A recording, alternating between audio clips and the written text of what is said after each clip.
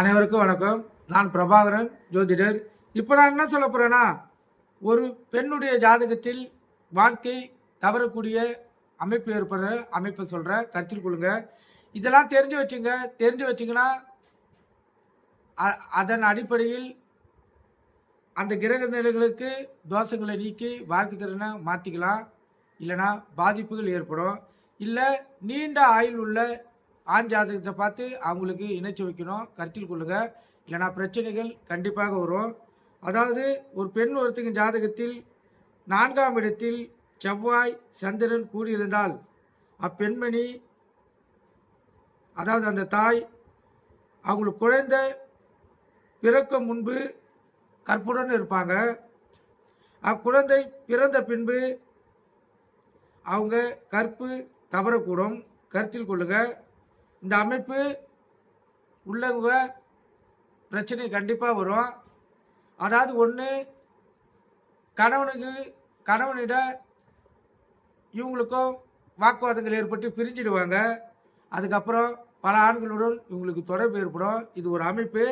இது போல் அமைப்பு இருக்கிறவங்க மிக கவனமாக தான் பார்த்து இருக்கணும், கருத்தில் கொள்ளுங்க.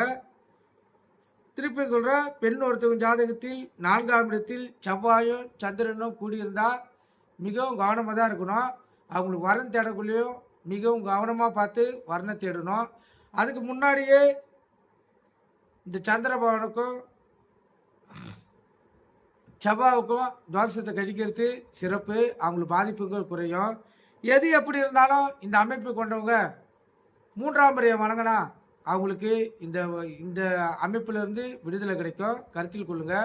3ஆம் முறைனா அமாவாசை முதல் நாள், அதுக்கு அடுத்த நாள் 2வது நாள், 3வது நாள் தான் 3ஆம் முறை வரும். 3ஆம் முறை முழுக்க மேற்கு சைடு தான் பார்க்க முடியும்.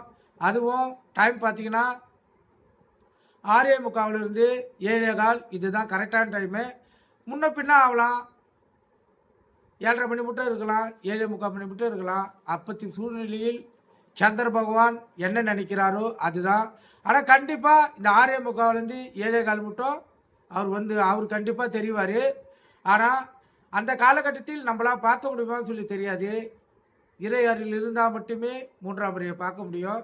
ஏன்னா 3ஆம் முறையில் சிவபெருமான் இருப்பதாக சாஸ்திரங்கள் கூறுகிறது. நீங்கள் கருத்தில் கொண்டு பயன்பெறுங்க. நன்றி, வணக்கம்.